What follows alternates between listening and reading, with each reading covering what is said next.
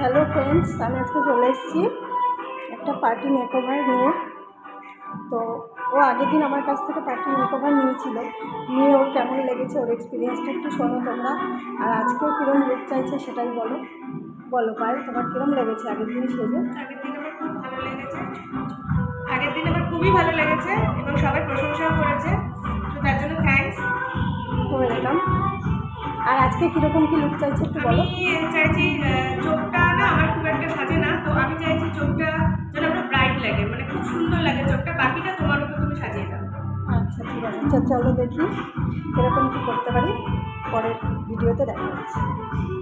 তো আজকে পায়েলের মেকআপ ডান, তো তোমরা দেখো ওর ফুল লুকটা, ওর কেমন লেগেছে সেটা আগে একটু শুনে নেবো। বলো পায়েল, তোমার কেমন লাগে?